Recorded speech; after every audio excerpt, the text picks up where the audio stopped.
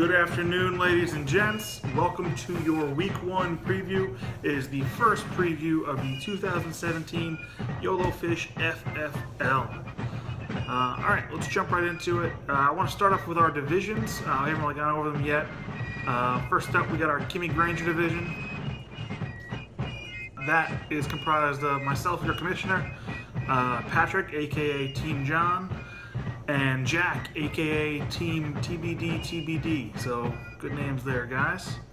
Not a bad division. We'll see how it shakes out in the end. Next up, we have Priya Price.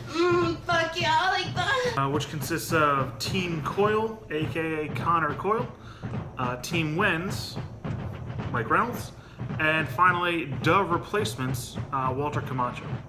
Not a great division. Coyle really keeps that one solid. Walter had a pretty good draft. We'll see how he does in season.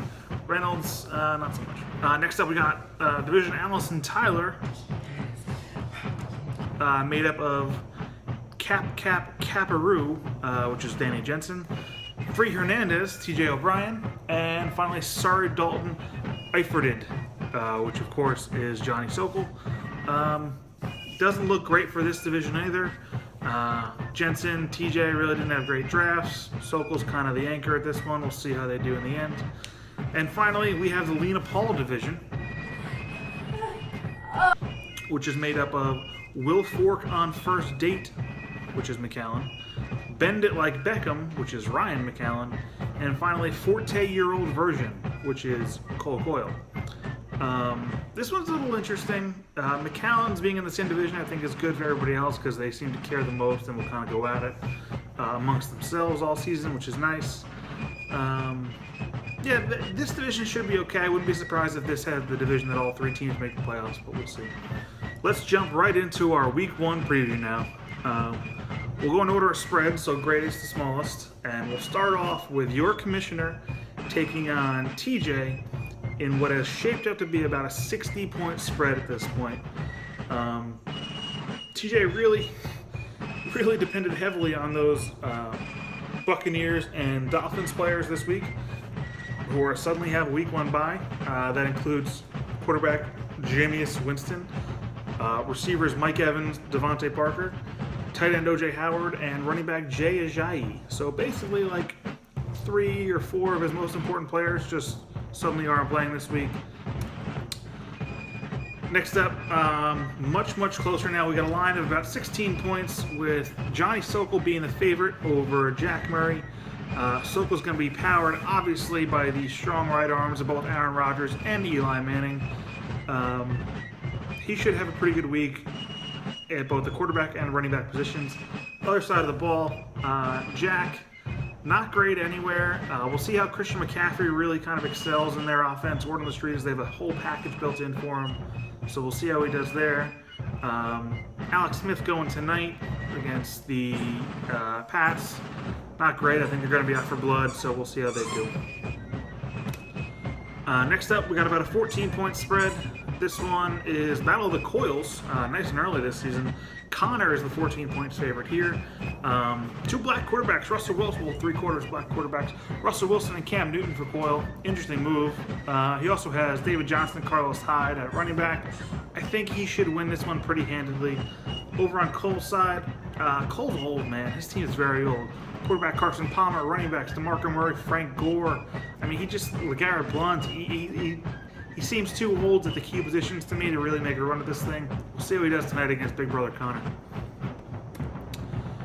Next up, in about a 13-point spread here, we have Walter Camacho, the favorite against Ryan McAllen.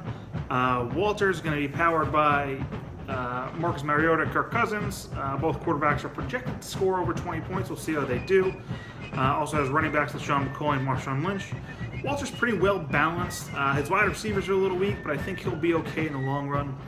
Over on Ryan's side, not great, not terrible, kind of middle of the pack. Obviously, his receivers are his strong point. Julio Jones, Odell Beckham Jr. He's got to hope that Odell even plays. I haven't seen any updates on that, so we'll see how that goes. But he's really going to be banking on those guys to make an impact and kind of lead him to victory here. Our last 2 matchups are pretty close lines, nearly even. This one's a 2-point line with Pat Troy being the favorite over Danny Jensen. Pat's putting a lot of eggs in the Tom Brady basket. I think it's going to work out for him because I think he's going to be on a mission this year. But we'll see how he does tonight. Luckily, he gets to play Thursday night, and we can kind of get a feel for the rest of the week based off of that.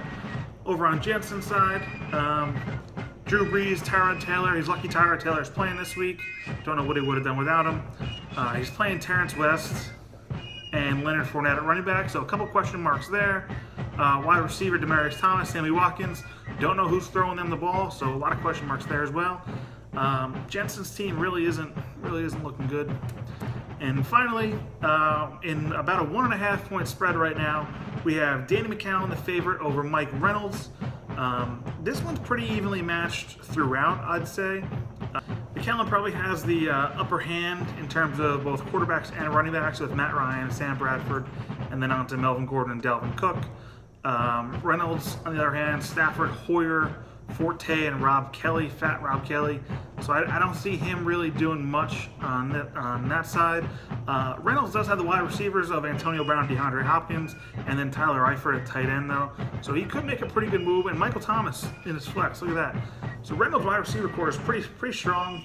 We'll see if they can kind of carry him in this matchup and then onward to the rest of the season. All right, folks. That's all I got for you today.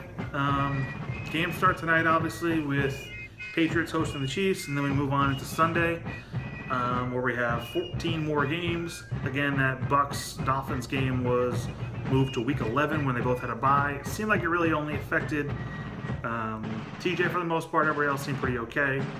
If you have any of those players, sucks, but you'll get them back in Week 11 just before the playoffs. I think that's all I got for now. Peace.